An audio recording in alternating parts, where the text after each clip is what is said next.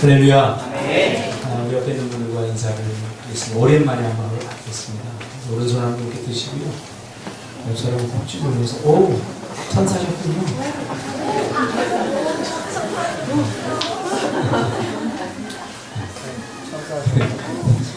이영술 집사님이, 오, 천사셨군요. 뭐. 복수하게 천사님 집사님 고맙습니다. 우리 집사님의 댁은 이영술 집사님이 천사고 우리 차순일 집사님이 뭐입니다.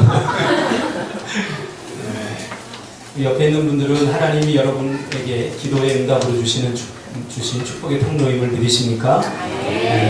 미워하면 하나님이 주시는 축복을 여러분이 발로 걷어차는 겁니다. 사랑하시고 축복을 누리시기를 바랍니다. 오늘 느헤미야 두 번째 시간입니다. 오늘도 조금 서론을 해야 될 것 같아요. 기도가 답이다. 기도가 답이다. 라는 제목으로 하나님 말씀 증거하겠습니다. 우린 저번 주에 느헤미야의 이 실천력이라는 측면에서 조심스럽게 우리 느헤미야서에 살짝 답을 들여놓았습니다. 느헤미야, 그는 실전에 강한 사람임을 강조했습니다. 그래서 그는 느헤미야 전체 주제를 저는 나름대로 지난주 설교 제목처럼 실전에서 강한 사람이라고 정해봤습니다. 성경을 강의할 때 그 성경 전체에 대한 주제를 이렇게 항상 찾게 됩니다. 그래서 이번에는 제가 전번주 이야기한 것처럼 느헤미야는 정말 가짜 신앙이 아니라 실전에 강한 그런 신앙인이었다. 그런 관점으로 자꾸 보게 됩니다. 그래서 저번주에 아무리 자격증, 수료증 이런 게 많다고 할지라도 시간을 들여서 뭔가를 성취하고 자격을 얻었다고 할지라도 실전에서 능력을 발휘할 수 없다면 아무 의미가 없다고 제가 이야기를 했습니다. 우리 신앙생활도 마찬가지입니다. 아무리 많이 기도하고 아무리 예배 많이 참석하고 헌신한다고 할지라도 우리의 삶 속에서 일어나는 그 모든 문제들 앞에서 우리가 당황하지 않고 믿음으로 그것을 견뎌내고 이겨내지 못한다고 한다면 그 기도가 무슨 소용이 있으며 그 드려진 예배가 무슨 의미가 있으며 내가 신앙생활 30년, 40년 한 게 무슨 의미가 있겠습니까? 그렇죠? 신앙생활은 실전에 강해야 됩니다. 집안 자랑 좀 하려고 합니다. 저희 집사람이 한 달, 두 달 전에 바리스타 자격증을 땄어요. 할렐루야. 여러분의 일이 아니라고 별로 기뻐하지 않는데 집사람이 1년에 한 번씩 뭔가를 자꾸 도전을 해요. 도전을 하는데 작년에는 바빠서 도전을 못하고 올해는 꼭 뭔가를 좀 하고 싶다. 그래서 뭘 할까 고민을 하고 나라에서도 돈이 나오니까 바리스타를 좀 하고 싶다. 그래서 제가 바리스타 그거 자격증 몇 주, 한 2주, 한 8주 가면 다 주는 거 그 별 자격증 따려고 하지 말아라. 종이 조각에 불과하다. 바리스타 자격증 1급은 더 커피를 더 잘 타고 특급은 더 잘 타고 3급은 더 못하고 그렇습니까? 그렇지 않아요. 그래서 커피를 한번 조금 배우는 시간만이라도 좀 잘 배워서 다른 사람은 몰라도 나에게만 좀 잘 타줘라 제가 그렇게 했어요. 그랬더니 집사람이 열심히 다녀요. 집사람 제가 칭찬 안 할게요. 뭐든지 하면 끝을 봐요. 정말 열심히 해요. 아마 공부에 일찍 눈을 떴다면 지금 하버드에 가서 강의를 하고 있을 것 같아요. 저는 그렇게 열심히 못하거든요. 근데 뭘 하나 하면 되게 열심히 이렇게 해요. 그래서 막 갔다 와서 이거 사가려고 저거 사가려고 뭐 비싼 거 아니니까 또 이렇게도 해보고 저렇게도 해보고 정작 본인은 다방커피 마시면서 저에게 맛을 봐달라고 이렇게 깔아주고 이렇게 하는데 처음에는 정말 못 먹겠더라고요. 커피가. 제가 커피를 좋아하거든요. 근데 이게 어느 정도 이렇게 하다 보니까 이 드립을 해서 지금은 집사람이 드립을 해서 주지 않으면 다른 커피는 진짜 못 마시겠어요. 참 맛이 독특하고 아주 맛있어요. 그래서 성공했다 그 생각이 듭니다. 뭐 2급 자격증이 있다고 이렇게 타는 게 아니에요. 최선을 다해서 제가 보니까 반복하고 훈련하고 또 하고 또 하고 또 하고 계속 하더라고요. 계속 하고 뭘 만든다고 또 우유 사다 놓고 우유 병을 버리면서까지 계속 연습을 하더라고요. 그렇게 안 해도 바리스타 자격증 돈만 내고 주거든요. 열심히 하더라고요. 그걸 보면서 제가 많은 도전을 받았습니다. 한국은 그야말로 라이센스의 나라입니다. 자격증보다 중요한 것은 장인이 되는 것, 실력을 갖추는 것 아니겠습니까? 스펙이 아니라 실력을 쌓아야 되는 거죠. 실력. 최윤식 박사라고 한국의 유명한 미래학, 유일하고 유명한 미래학 박사가 있습니다. 미국 주립대가 좀 송도에 저기 들어왔는데 분교가 거기에 미래학을 가르치는 그 교수님이 한 분 계신데 저희 또래예요. 제가 아는 그 친구 목사님, 마상욱 목사님하고도 악역한 친구인데 이분의 강의를 제가 잘 인터넷으로 가끔 듣습니다. 미래에 어떤 일이 일어나고 한국에서 미래를 전망하고 아시아에서 미래학을 연구한 사람이 그렇게 많지 않아요. 그래서 독보적인 분인데 앞으로 우리 개인이 살아남으려면, 한 공동체가 살아남으려면 무엇이 가장 마지막에 남을 것인가에 대해서 이분이 이야기하는 걸 들었어요. 결국 뭐냐면 다양하게 부드럽게 표현했지만 제가 느끼기에는 결국은 실력이라는 사실이에요. 실력. 그러니까 우리가 요즘 생각하는 그런 스펙적인 실력이 아니라 성품으로부터 나오는 그런 실력들, 하나님이 주신 인격으로부터 나오는 그러한 내면적 실력, 그렇죠? 이것을 한마디로 말하면 영성입니다. 영성이 앞으로는 이제 실력이다. 세상 사람들 영성이란 말을 못 쓰니까 감성이라고 이렇게 표현하지 않습니까? 우리 신앙생활도 실력 있는 그리스도인이 되어야 됩니다. 너무 많은 것을 하려고 하지 말고 한 가지라도 제대로 하는 것이 너무너무 중요합니다. 신앙생활도 마찬가지예요. 신앙생활은 오래 해서 기도도 조금 어느 정도 할 줄 알고 헌신도 어느 정도 조금 할 줄 알고 예배도 어느 정도 조금 할 줄 알고 다 조금 할 줄 아는데 정작 내가 어느 것 하나 제대로 하는 것은 없단 말이죠. 이게 문제인 것입니다. 제가 오래전에 청소년 사역을 하면서 이제 이 분야에 제가 하는 분야에 어느 정도 제가 자신이 있습니다. 근데 제가 한 15년 전, 20년 전에 많은 사람들이 저를 보고 뭐라고 그랬냐면 다재다능했다고 그랬어요. 못하는 것이 없고 그냥 조금씩 다 해요. 근데 그게 저는 굉장히 자랑이었어요. 나 못하는 것 없거든. 근데 어느 순간에 어느 대학에서 강의를 좀 해달라, 청소년에 관한 강의를 해달라 그러는데 눈앞이 캄캄한 거예요. 왜냐하면 뭘 갖고 강의하지? 못하는 건 없는데 잘하는 것도 없어요. 못하는 건 없는데 뭐 레크레이션도 조금 하고 뭐 이것도 하고 저것도 하고 리더십도 하고 다 했는데 내가 강의를 하려고 하다 보니까 내가 뭘 갖고 강의해야 되지? 그래서 그때부터 제가 내 분야를 좀 개척해서 해야 되겠다. 그래서 제가 그때부터 상담을 하고 나름대로 한국에서는 유일한 이 상담 캠프를 지금까지 하고 있습니다. 실력 있는 그리스도인이란 세상을 믿음과 말씀으로 넉넉히 이기는 삶을 사는 것입니다. 할렐루야. 이것이 실력 있는 그리스도인입니다. 성경을 백독하면 뭐합니까? 기도를 내가 매일 빠지지 않고 하면 뭐합니까? 세상을 이기냐 이기지 못하느냐, 이 모든 것에서 다 판가름이 나는 것입니다. 지금 한국이 북한의 그 ICM 때문에 지금 얼음장을 전 세계에 이렇게 놓고 있지 않습니까? 우리가 북한에서 다 이긴다고. 그러나 까봐야 돼요. 한번 붙어봐요. 부딪혀봐야 돼요. 그래야 우리 실력이 나타나는 겁니다. 그래서 저번 주에 제가 제자훈련의 허상에 대해서 말했습니다. 제자훈련 자체가 잘못된 건 아닙니다. 지금도 제자훈련은 계속해야 된다고 저는 생각합니다. 제가 지금도 고민하고 있는 문제가 바로 제자훈련입니다. 그래서 요즘도 한 번도 끊임없이 제가 계속해서 읽는 책이 제자훈련에 관한 책인데 지금도 에드먼드 첸 목사님의 그 급진적인 제자훈련이라고 하는 그런 책을 제가 읽고 있습니다. 안디옥 교회에서 그리스도인이라고 불려지면서 그리스도인이라는 말로 하나님의 백성들의 정체성이 규정되기 전까지 모든 그리스도인은 그 전까지는 제자라고 불렀습니다. 제자. 예수님을 따르던 모든 사람들은 바로 제자였던 거죠. 초대교회. 초대교회 당시에 제자란 말은 오늘날 표현보다 좀 더 급진적이었습니다. 오늘날은 그냥 그리스도인이라고 표현되지만 이 그리스도인이라는 말이 안디옥 교회에서 나오기 전까지 예수님을 따르던 모든 사람들을 향해서 세상 사람들은 제자들라고 불렀다는 사실이죠. 이게 당연했던 거예요. 오늘날은 제자 그러면 우리가 뭔가 특별한 사람들, 특별한 부류의 사람들을 가르치는 언어로 그렇게 지금 사용되고 있지만 초대교회 당시에는 제자들이란 말은 모든 예수님을 믿는 사람들을 향해서 세상 사람들이 붙여준 이름이었다는 거죠. 누가복음 14장 33절에 보면 주님이 제자들을 부르면서 아주 섬찟한 말을 합니다. 지금 들으면 섬찟하지만 그때 당시엔 너무나 당연했던 말이에요.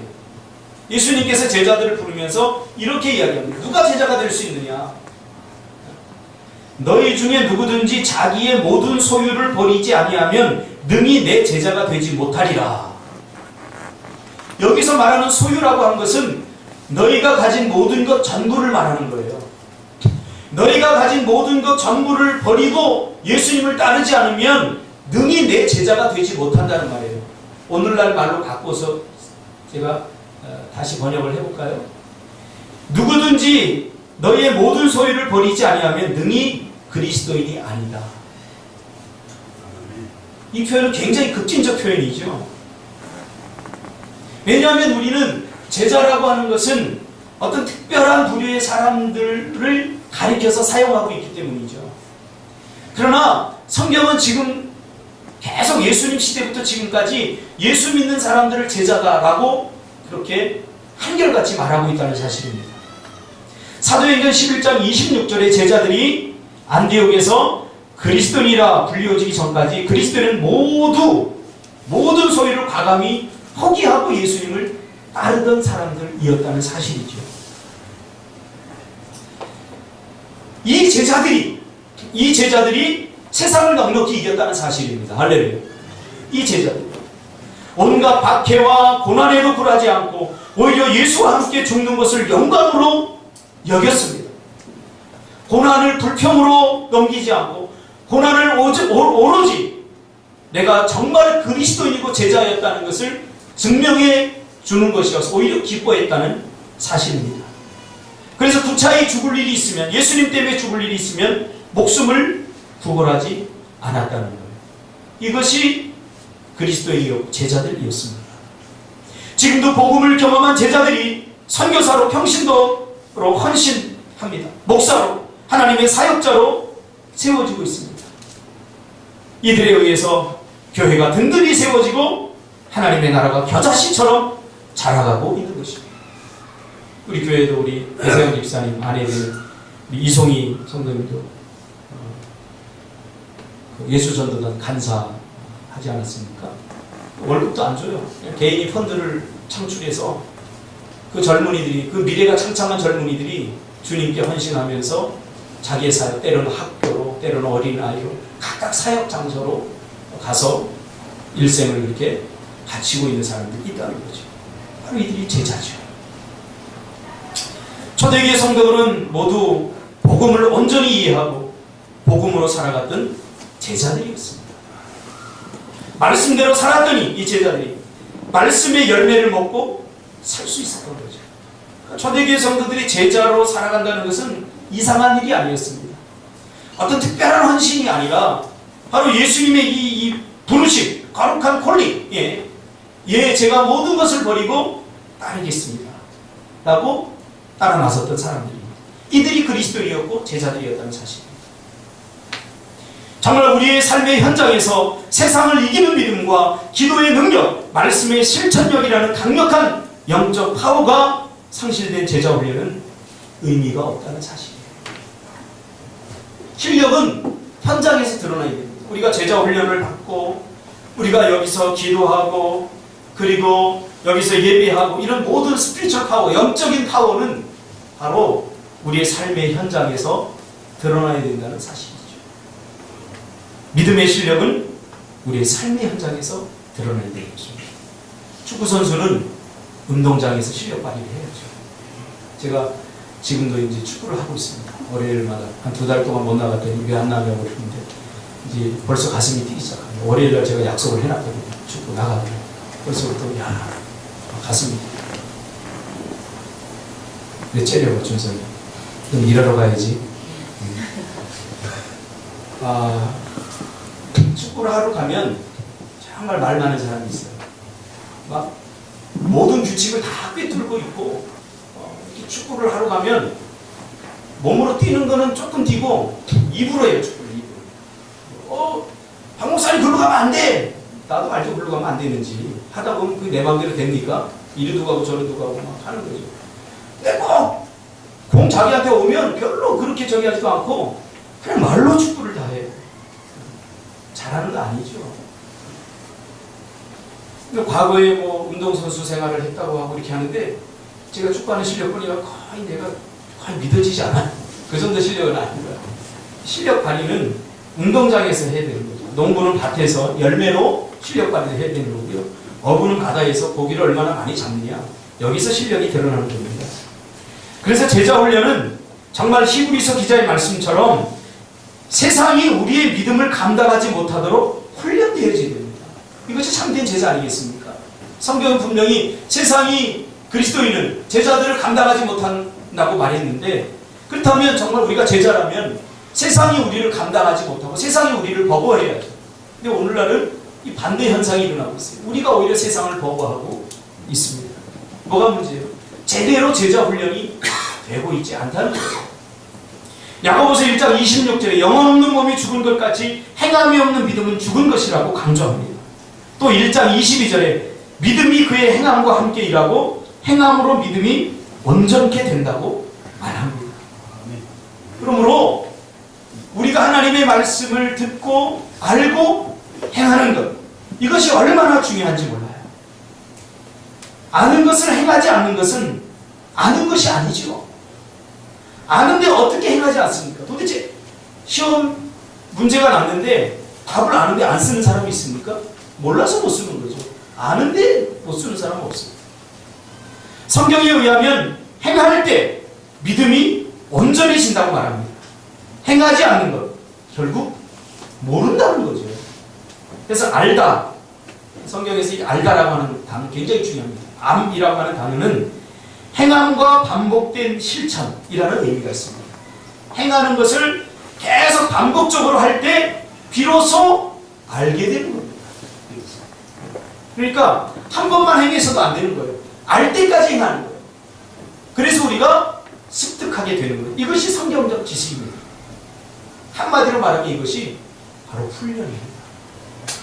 그래서 신앙생활은 훈련이 필요합니다. 훈련받지 않고 신앙생활 제대로 온전하고 건강히 절대로 할 수 없어요. 왜 예수님 같은 하나님의 아들이 제자들을 따로 선택해서 3년 동안 훈련을 시켰겠습니까? 예수님이 못할 것이 없는 분이 왜 훈련을 시켰겠습니까? 훈련이 필요하기 때문에 반드시. 신앙생활도 마찬가지입니다. 알 때까지, 될 때까지 계속해서 반복해서 행하는 것이 중요합니다. 기도도 마찬가지. 기도가 왜 안 돼요? 매일 기도가 안 되고 왜 기도가 안 돼요? 기도 훈련이 안 되기 때문에. 신앙생활은 큰 건 우리가 잘못해서 힘든 게 아니에요. 우리가 당연히 해야 돼, 마땅히 해야 돼. 우리가 이미 알고 있다고 생각하는 그것을 하지 않기 때문에. 그게 뭐예요? 바로 기초잖아요. 기초가. 예배도 마찬가지고 헌신도 마찬가지입니다. 그런 의미에서 저는 교회는 훈련소가 되어야 되고 목사는 교관이 되어야 된다고 생각합니다. 교회 와서 값싼 위로에 자신의 신앙을 의지하면 반드시 상처받습니다. 저는 이 느헤미야서를 통해서 우리 교회의 성도들이 복음을 발견하고 제자도를 발견하기를 원하는 간절한 마음으로 지금 설교를 준비하고 있습니다. 그래서 하나님의 말씀을 먹은 우리 교회 성도님들이 믿음에 굳게 서고 삶이 강력해지기를 주님의 이름으로 축복합니다. 예수는 믿는데 교회는 나오는데 이게 뭐 이 영향력이 별로 없어요. 영향력이 별로 없어요. 그렇다면 이게 문제가 있는 거죠. 이 본문으로 들어가서 연대가 정확하진 않지만 남유다가 바벨론, 지금의 이라크 지방입니다. 바벨론에 의해서 멸망당한 것이 주전 586년으로 보고 있습니다. 이때 수많은 유다의 핵심 인물들과 그 자손들이 포로로 끌려가게 됩니다. 그런데 이 바벨론이 신흥 강국이었던 페르시아에 의해서 망하게 됩니다. 망하게 되죠. 이때 왕이 메데파사의 그 바사왕 고레스라고 하는 왕입니다. 파사라고 하는 나라는 지금의 이란을 말합니다. 이 고레스는 원래 이 페르시아에 여러 가지 한 7종족이 있었는데 그 종족들 중에 매우 작은 종족의 지도자였습니다. 그런데 이 고레스가 그 7종족을 통일해 버립니다. 그리고 세운 나라가 파사라고 하는 나라입니다. 지금 이란이죠. 그래서 주전 539년에 바사와 연합해서 바벨론을 멸망시키고 최고의 지도자가 됩니다. 이것은 굉장히 당시 군동아시아 지역의 형평성을 연구한 사람들에 의하면 놀라운 일입니다. 지금 미국을 신은 막 지금 생겨난 나라가 미국을 잡아먹은 거나 마찬가지입니다. 이 파사라고 굉장히 강력한 충격적인 그런 사건이었죠. 바벨론이 영원할 줄 알았는데 망하게 된 거죠. 근데 이 고레스가 통치하면서 식민 우대 정책을 시도했습니다. 그래서 사람들을 시켜서 유다 백성들에게, 당시 바벨론의 식민지였기 때문에 그대로 물려받아서 유다 백성들에게 소원을 물어봤어요. 너희들 우리가 뭐 해주기를 원하니? 그랬더니 이 유다 백성들이 자신들의 고향으로 돌아가서 자신들의 신을 섬기면서, 자신들의 신의 하나님을 섬기면서 새로운 나라를 건설하고 싶다, 그렇게 소원을 말합니다. 그래서 고레스가 칙령을 발표해서 이스라엘 백성들을 다시 고토로 돌아보냅니다. 예루살렘으로 돌려보냅니다. 그래서 성전을 재건하고 성벽을 재건하고 무너진 유다 공동체를 회복하기를 원하는 사람들을 중심으로 이제 1차 포로 귀환이 이루어집니다. 그러니까 이스라엘 공동체의 회복은 하나님의 간절히 원하는 꿈인 거죠. 이스라엘 백성들뿐만 아니라 수십 년 동안, 수백 년 동안 포로로 잡혀 있지만 이스라엘 백성들 마음속에는 그 꿈이 아버지에서 아들로, 아들에서 또 아들로, 아들에서 또 아들로, 우리는 원래 유다 백성이 하나님을 섬기던 사람이야, 우리는 새로운 나라를 갖고 싶고, 이런 꿈과 비전들이 계속 대를 이어서 전해지다가 비로소 고레스 원년에 고레스 왕을 통해서 그것이 이루어지게 되는 거죠. 지금까지 이스라엘 공동체를 세우기 위해서 하나님은 모세, 여호수아, 그리고 수많은 사람들을 사용하셨습니다. 하나님은 우리 꿈틀교회 공동체를 세우기 위해서 여러분을 사용하실 것입니다. 그런 비전이 있었으면 좋겠습니다. 그냥 목회는 목사님이 하는 거니까 혼자서 알아서 잘 하겠지가 아니라, 우리 꿈틀교회에 속해 있는 모든 성도들 가슴 속에 우리 공동체의 회복과 우리 공동체의 부흥을 위한 비전을 갖기를 주님의 이름으로 축복합니다. 그것이 나에게서 또 우리 자녀에게서 또 우리 자녀에게로 계속해서 이것이 전달이 되어야 됩니다. 설교를 들으면서 여러분 꿈틀교회 공동체를 품으시기를 바랍니다. 이 공동체는 군중과는 다릅니다. 복음서에 보면 제자란 말과 반대말이 나오는데 그게 뭐냐면 군중이란 말입니다. 무리 혹은 군중이란 말입니다. 여러 사람이 모인 것은 같을 수 있지만 공동체는 사람의 수에 의해서 결정되는 것이 아닙니다. 공동체의 의미는 그 안에 철학이 있고 생명이 있고 목적이 있고 하나님이 주신 꿈이 있어야 됩니다. 그래야 공동체입니다. 이 교회가 바로 공동체의 유기적 공동체인 이유는 이 안에 하나님의 꿈이 있고 하나님이 주신 목적이 있고 하나님이 우리에게 주신 영적 생명력이 있기 때문입니다. 그래서 죽은 영혼을 살리고 모든 흩어지고 혼란한 것들의 질서를 세우고 병든 삶을 치유하고 회복하는 힘이 바로 교회의 권세고 교회 안에 있는 것입니다. 믿으시길 바랍니다.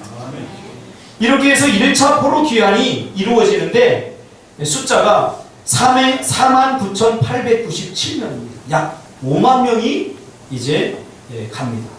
지도자는 수룹바벨과 예수아라고 하는 리더십들에 의해서 1차 포로 귀환이 주도가 됩니다. 이때가 주전 536년, 예수님 태어나기 전 536년입니다. 이들은 고토로 돌아가서 이제 무너진 성전은 재건합니다. 무너진 성전을 재건하죠. 근데 그 무너진 성전을 보니까 너무나 초라해요. 이게 이제 수룹바벨 2차 포로 귀환해서, 그래서 눈물을 흘리게 됩니다. 그 뒤에 80년 뒤인 주전 458년에 에스라가 두 번째 유다 집단을 이끌고 예루살렘으로 귀환을 합니다. 이때가 아닥사스다 왕 1세 때입니다.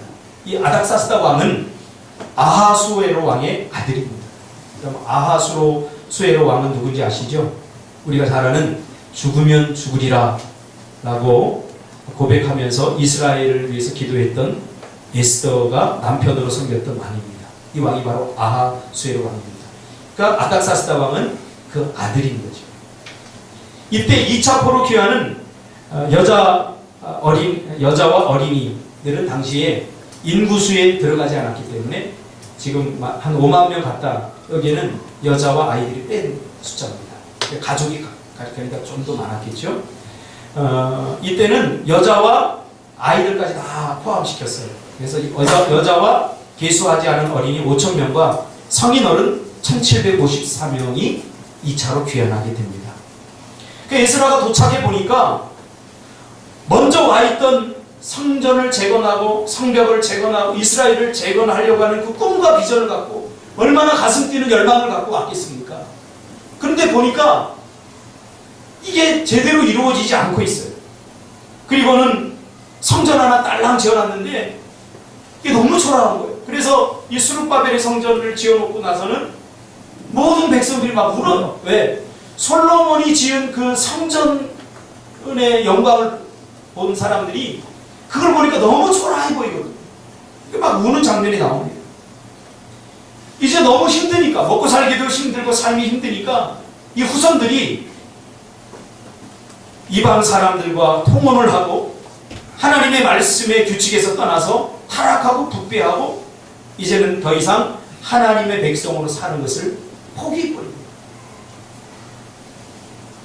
그래서 이스라엘 공동체의 부흥이 멈춰지고 정체되어 있습니다.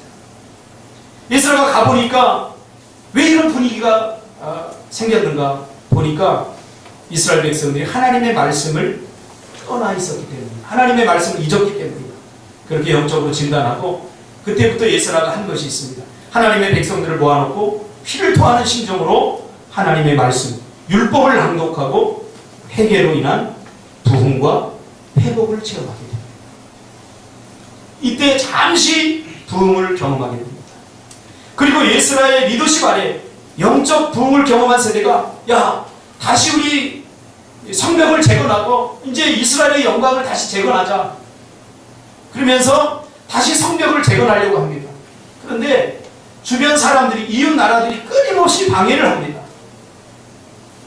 성벽 재건이 왜 중요합니까? 굉장히 중요합니다. 고대 근동아시아를 우리가 조금 연구해 보면 우리도 익히 알고 있지만 이 성벽은 그때 당시 한 국가를 의미하는 거예요. 국가.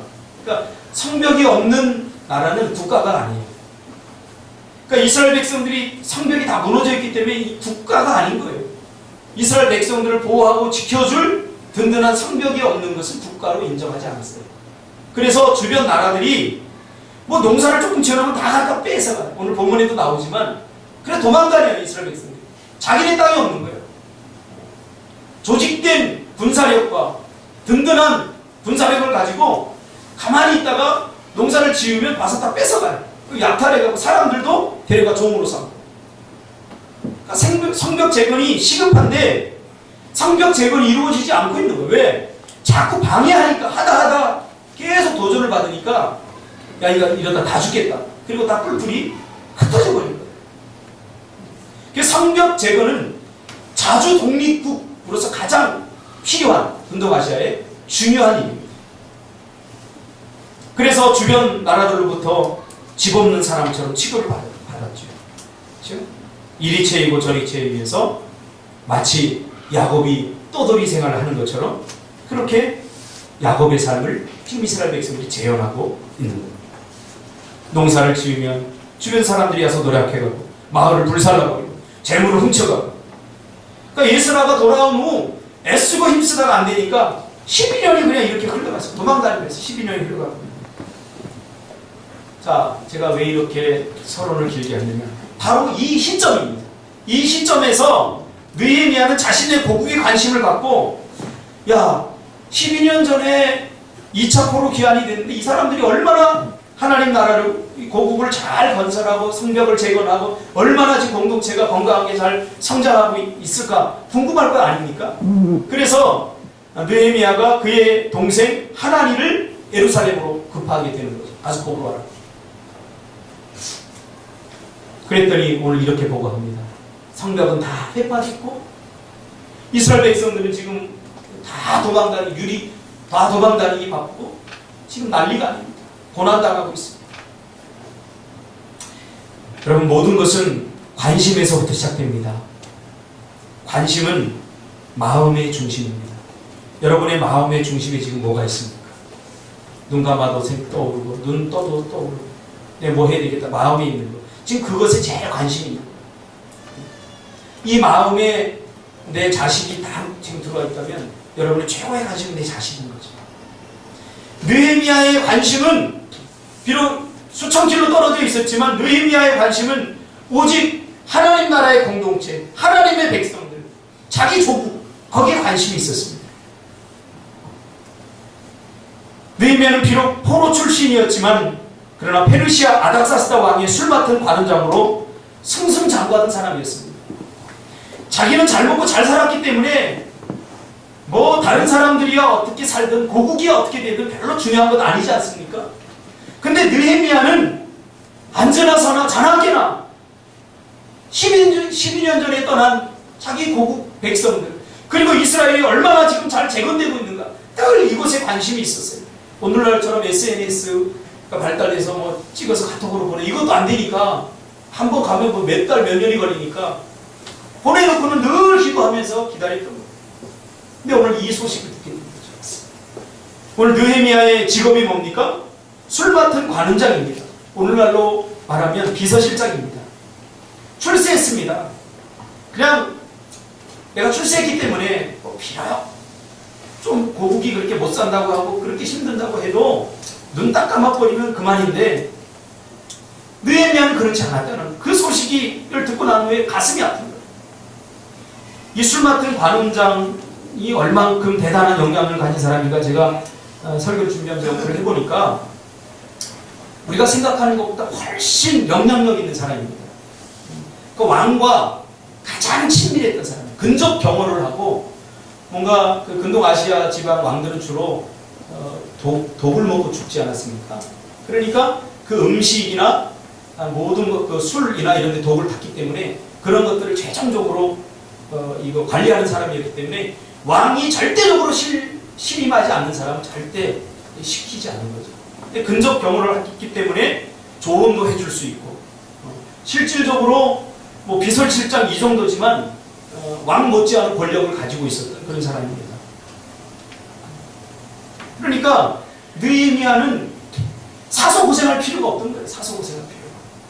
그런데도 느헤미야의 가슴 속에는 이 자기가 출세하고 자기가 이렇게 높은 자리에 직위에 오른 것, 그게 만족하지 않고 고국에 늘 관심이 있는 거예요. 고국. 여러분, 관심이 사명입니다. 이렇게 하나님의 백성들은 관심이 세상 사람들과 달라야 되고요, 삶의 이유와 목적이 달라야 된다고 생각합니다. 우는 목적도 달라야 되고 즐거운 목적도 달라야 됩니다. 관심이 사명입니다. 저의 사명은 이 대한민국 조국 땅의 젊은 영혼들입니다. 사람들이 물어봐요. 왜 그렇게 목회를 하면서 사실 돈도 안 되고 낭비적이고 소비적인 그런 젊은 층의 에너지를 쏟아붓고 황금알을 낳지 못하는 아이들, 청소년들에게 집착하냐고 저한테 물어봐요. 생산적이고 황금알을 낳는 어른들에게 좀 더 잘하고 어른들을 조금 더 대우해주고 그런 시스템으로 가면 목회가 조금 더 쉬울 텐데, 그런 이야기를 합니다. 왜 사서 고생을 하냐 이거죠. 저도 몰라요. 제 가슴은 청소년들, 청년들한테 뛰어요. 관심이 거기가 있기 때문이죠. 또 하나, 그런 청년들과 그런 다음 세대에 관심을 갖고 기도해주고 하는 어른들에게 저는 관심이 있어요. 다음 세대를 키우려고 합니다. 다음 세대에게 희망을 불어넣어줄 수 있는, 그렇죠? 저도 때로는 좀 답답할 때가 있어요. 왜? 젊은이들은 황금알을 낳지 않잖아요. 어른들은 황금알을 낳는. 그래서 제 꿈이 주보에 이렇게 나와 있지만 이거 그냥 보기적으로 하고 써놓은 거 아니에요. 꿈틀학교. 하나님이 주신 비전입니다. 크리스찬 인생학교. 꿈틀학교입니다. 그리스도인으로서 어떻게 살아야 되고 그리스도인의 돈관리, 그리스도인의 삶의 목적, 그것이 무엇인가? 이제는 교회에서만은 안 됩니다. 어릴 적부터 학교에서 가르쳐야 된다고 생각합니다. 그래서 그런 비전을 가지고 요즘 인문학적인 인생학교 이런 것도 많이 하더라고요. 저는 그런 성경을 기초로 해서 이 시대에는 정말 필요합니다. 이 시대에. 지금 유럽의 교회가 황폐한 이유, 지금 이슬람권이 다 장악해서 스페인에서 이번에도 사고 나지 않았습니까? 이 우리나라도 머지 않았어요. 지금 다음 세대를 믿음의 세대로 키워내지 못하면 불과 10년, 20년에 보세요. 우리나라에도 IS들이 들어와서 폭탄 테러하고 그럴 일이 반드시 일어납니다. 막아야 됩니다. 한란, 신란, 단지 그런 거 만드는 거 그냥 어떻게 하면 정치인들이 알아서 하겠지 그게 아니라 정말 믿음으로 무장한 사람들이 이거 보수하고 지켜내야 됩니다.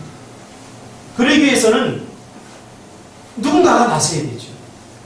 관심이 사명입니다. 느헤미야도 마찬가지예요. 느헤미야는 자신의 출세, 자신의 직위가 더 높아지고 왕에게 얼마나 더 왕에게 신임을 받느냐 이것에 있지 않았어요. 느헤미야의 관심은 바로 고국 이스라엘 공동체 회복에 있었다. 여러분은 무엇에 관심이 있습니까?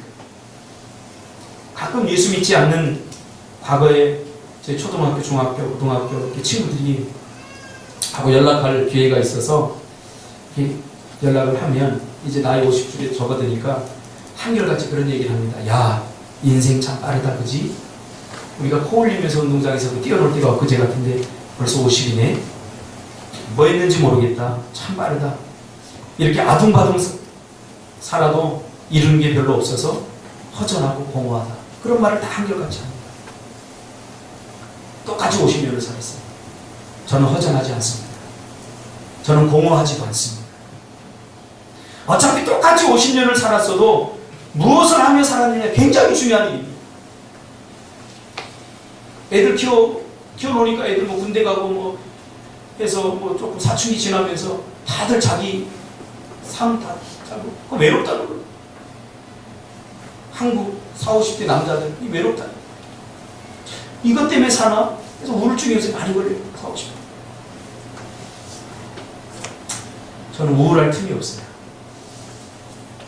사도 바울처럼 죽을 때까지 나의 달려갈 길을 저는 달려갈 것입니다. 비록 대한민국에 누구 한 사람 알아주지 않더라도 저는 저 나름대로 자부심이 있습니다. 이렇게 살아가고 생각했어요. 그리고 여러분들이 저희 열매 아닙니까? 여기 젊은이들 눈 초롱초롱 젊은이들 지금도 말씀대로 살려고 발버둥 치고 복음 위에 서서 살려고 발버둥 치고 이번 주에 성경 퀴즈 대회 갈라디아서를 했는데 얼마나 열심히 잘 읽거든요. 너무 이뻐요. 아니 그 퀴즈 낸다고 즐거운 일이 뭐가 있겠습니까? 근데 막 하하호호 하면서 막 성경 퀴즈 하나 더 맞춰보려고 막 이것저것 때리고 막 하는데 때려 맞추려고 막 넣고 막 하는데 그 모습이 난 너무 아름다운 거예요. 쟤네들이 그러고 놀 짬밥은 아니거든요. 나이 30이 넘었는데 어떤 데 노는 거 보면 눈 가리기 하고 이렇게 이런 거예요. 이거 5살, 6살 애들이 노는 거 아니에요? 그런데도 행복해요. 건전한 놀이입니다. 이게 중요합니다. 저도 대학 다닐 때 금요일 밤에 교회 오면 밤새 저도 철야 예배하고 토요일 날 되면 청년들끼리 모여서 북치면서 호랑이 탈 쓰고 북치면서 전도하고 간석동 주변을 일대를 전도하러 다니고 그렇게 주일을 보내도 하나도 안 피곤했어요. 오히려 피곤하지 않으면 뭔가 불안했어요. 일 중독에 걸렸다가 아닙니다. 월요일날 학교에 가도 다시 주일이 그리워졌어요. 제가 신학생이었기 때문에 아닙니다. 그때 청년들은 다 그랬어요. 오히려 저보다 그 청년들이 더 뜨거웠어요. 지금은 또 다른 방식으로서의 부흥이 필요할 때입니다. 우리의 관심을 어디에다 둘 것인가? 이게 중요합니다. 그리고 저는 자살하려고 하는 청소년들의 자살도 막았습니다. 꿈이 없는 젊은이들에게 꿈을 불어넣어주고 희망 없는 젊은이들을 다독이며 할 수 있다고 용기도 불어넣어줬습니다. 믿음이 없는 자들에게 믿음의 다리도 놓아줬습니다. 수많은 상처와 아픔, 고통당하는 사람들을 위로하고 지금도 역시 그런 일을 하고 있습니다. 아무도 알아주지 않지만 그냥 저를 개척교회 작은 목사라고 세상 사람은 취급할지 모르지만 하나님도 과연 그럴까요? 세상 사람들이 알아주면 뭐합니까? 하나님이 모른다고 하면 다 끝나는 것 아니겠습니까? 당장 눈에 보이지 않아 사람들이 때로는 저를 측은하고 초라하게 여길 수 있습니다. 심지어 예수 믿는 저희 장로님, 저희 그 매형되는 장로님, 우리 권사님, 목회하는 이 동생이 못내 안타깝게 여기면서 매일 제가 가면 걸 자꾸 먹이려고 해요. 자꾸. 그래서 전번주에도 군산 갔다 왔는데 뭘 자꾸 해주셔서 제가 그걸 또 제가 그걸 먹어야 또 누님이 기뻐하셔요. 저랑 10년 차이 나니까 거의 어머니 뻘이죠. 저희 그렇게 컸어요.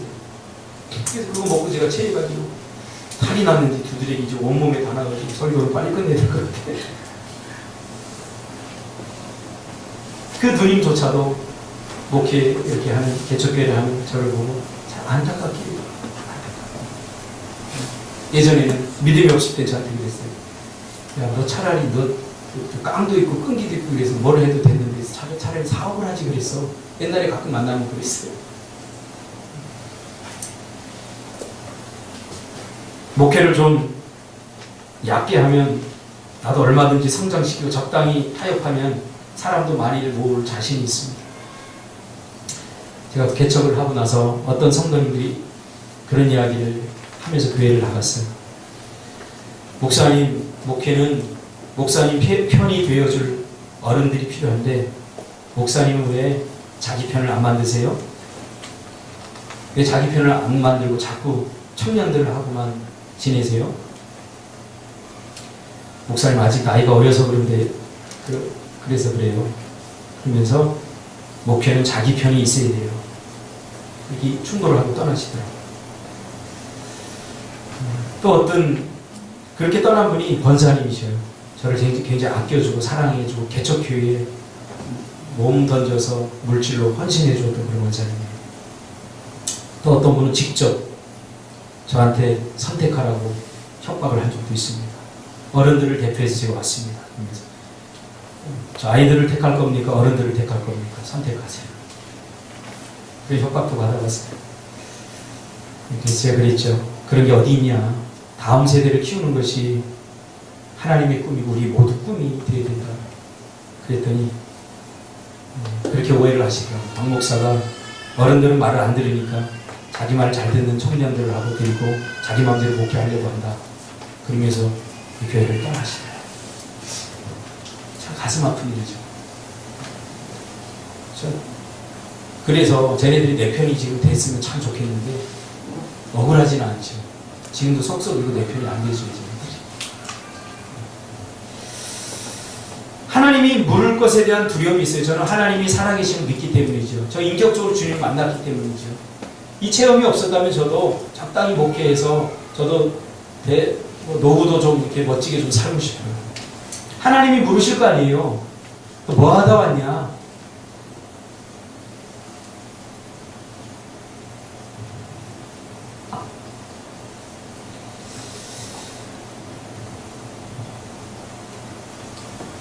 사람들은 다 속일 수 있는데 하나님 부르실 것 같아요. 너 뭐 하다 왔냐? 내가 어디서 와서 무엇을 하며 어디로 가는지 뻔히 아는데 그냥 나만 잘 먹고 잘 살자고 아둥바둥 살아서는 안 된다고 생각합니다. 저번 주에 제가 이찬주 목사님의 아이덴티티라는 책을 읽다가 한참 문제를 봤어요. 그 목사님이 그런 목회가 좀 힘들어지고 좀 적당히 하려고 할 때 하나님이 기도하는데 그런 음성을 주시더래요. 너 그렇게 살라고 내가 너 대신에 십자가에서 죽은 줄 아냐? 너 그렇게 살라고 내가 너를 위해서 십자가에 죽은 줄 아냐? 그 음성을 들려주시는데 참 힘들었다. 그래서 다시 마음을 잡았다. 그래서 그 목사님이 그 후로 대형교회 포기하고 이제 10년이 지나면 다 나누기로 했어요. 교회. 참 얼마나 멋지고. 안식년을 어떻게 보내냐면 뭐 미국이나 이런 데 가서 쉬지 않고 안식년 때 택시기사 한대요. 택시기사. 할렐루야. 저도 그런 거 좀 인정해 줬으면 좋겠어요. 저도 그러고 싶어요. 성도들의 삶을 좀 체험해 보는 거. 그렇죠? 저는 시골에 부교육자로 3년 동안 있었습니다. 횟수로 4년. 그때 어릴 적에 노예에서 같이 신앙생활 했던 그때는 제가 전도사였고 그분은 큰 목회를 하셨던 목사님인데 그분이 저한테 그런 고백을 했어요. 진작 시골에 올 걸. 그런 얘기를 하더라고요. 평생 30년, 36년을 목회를 했는데 남는 게 아무것도 없대요. 덩그러니 200명 들어갈 수 있는 성전 하나 짓고 끝이야. 내가 이 성전 지으려고 36년 동안 그렇게 발버둥을 치냐 생각하니까 하나님 앞에 미안하기 급급하고 그분이 은퇴할 때쯤 되니까 교회도 텅텅 비어가. 유럽교회 짱나는 거죠. 이렇게 목회놀이에 빠져있는 동안 한국교회 젊은이들은 교회를 떠나고 참다운 신앙이 회파되고 영적인 심각한 황폐화 현상이 눈에 보이는데 가만히 있을 수 없지. 우리 청년들은 그래도 잘 커가고 자부심이 있어요. 지금 요즘 막 노동을 하러 다니거든요. 쟤네들 뭐 수도권에 있는 대학 다 나왔거든요. 막 노동을 하고 가서 보면 교회 다닌다고 하는데 다 이상한 짓들 다 하더래요.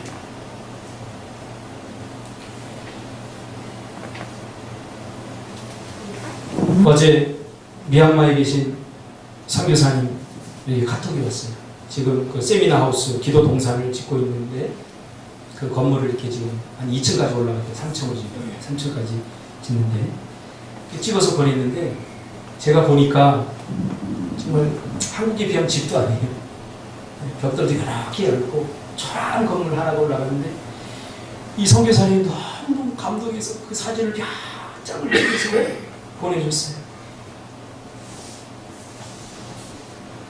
이 선교사님이 선교를 가기 전에 MTI 훈련을 받고 선교사 훈련을 받고 이제 후원하는 사람이 있어야 돼요. 그래야지 갈 수 있어요. 후원하는 사람이 안 생겼어요. 그래서 산에 올라가서 기도를 해도 응답이 없고 그런데 하나님이 어느 날 음성을 들려주시더래요. 이름이 맹갑균입니다. 맹갑균 알지? 갑균아 한 가지만 약속해 다오.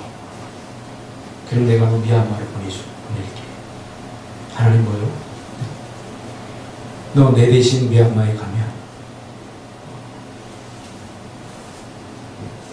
미얀마 사람들을 내 대신 사랑해 줄 수 있다.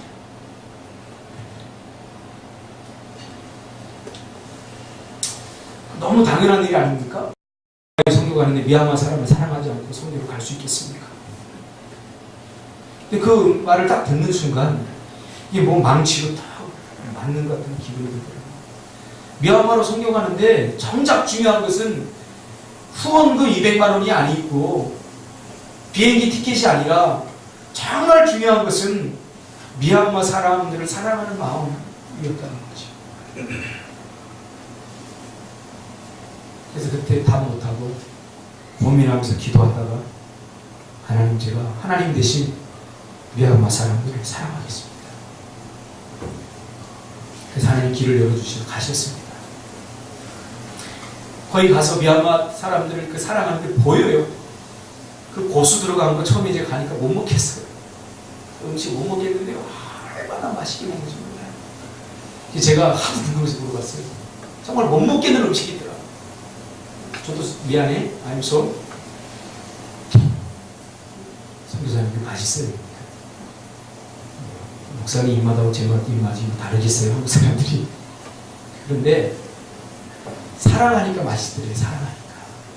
저걸 어떻게 준비했겠어요? 저희들 가면 여러분 다 경험했잖아요. 가면요 다 둘러서 부채질 다 해줘요. 부채질. 어깨 주물러주고 물 따라주고. 우리가 선교하러 가는 게 아니라 완전 대접받는 거예요. 이 조투수 형이 보냈는데 계속 연락을 걱정됩니다. 걱정됩니다. 그래서 그 선교사님이 빅패밀리 미얀마의 그 제자들을 자기 가족으로 여기고 있다고 저한테도 문자가 왔어요. 가족처럼 생각해 주세요. 조투수 제가 가족처럼 생각해 주려고 굉장히 애쓰고 있어요. 조투수 머리 굉장히 좋아요. 제 스타일은 아니에요. 알아들어? 그건 김학어. 제 스타일은 아닌데도 아껴주고 사랑해 주려고 노력하고 있어요. 목사님이 사준 옷 왜 안 입었어? 다 낡았어? 못 사줄게. 미얀마 사람들이 아니면 가슴이 뛰지 않는 거죠. 지금 느헤미야도 고국 이스라엘 백성들이랑 가슴이 뛰지 않아요. 그가 지금 출세해서 막강한 권력을 가졌다고 할지라도 그게 눈에 안 들어오는 거예요. 그게 사명입니다. 지금 느헤미야의 마음은 고통스러운 거예요. 편안한 침대에 누워서도 잠이 오지 않는 거예요. 고국 백성들을 생각하면. 이게 사명입니다. 백성들은 사로잡힘을 면하고 있죠. 겨우겨우 도망다니고 있죠. 그래서 느헤미야는 이 소식을 듣자마자 일손이 잡히지 않았습니다. 그래서 수일을 금식하며 기도했습니다. 이 말은 세 가지 의미가 있습니다. 일정을 잡지 않고 기도했다는 거예요. 다시 말하면 하나님 내가 한 시간만 기도하겠습니다. 이게 아니라 하나님 응답될 때까지 내가 기도하겠습니다. 일정을 잡지 않고 기도했다. 두 번째로는 이 문제를 놓고 집중해서 기도했다. 집중해서. 다른 생각은 지금 다른 생각이 지금 들어오지 않아요. 내일 뭐 출근해, 그 비서실장 출근해, 이거 들어있지 않아요. 이거밖에 눈에 밟히는 게 없는 거예요. 그리고 세 번째는 가장 우선순위를 두고 기도했다. 우리도 가끔 이런 문제에 직면하면 도대체 어떻게 해야 되는지 모르겠다고 막막해하고 답답합니다. 여러분 이미 알고 있지 않습니까? 기도하시기 바랍니다. 그냥 내가 하나님 40일 동안 작정할 테니까 그때 응답 주세요. 이렇게 하나님 겁박하지 마시고 하나님 응답할 때까지 제가 기도하겠습니다. 그리고 응답의 주도권을 주님 앞에 맡기고 기도하시기 바랍니다. 그리고 이것저것 알아볼 거 다 알아보고 나서 나중에 기도하지 말고 가장 먼저 기도하시기 바랍니다. 오늘 느헤미야가 이 소식을 듣자마자 바로 기도했어요. 그리고 자꾸 한눈 팔지 말고 집중해서 기도하시기 바랍니다. 기도하겠습니다.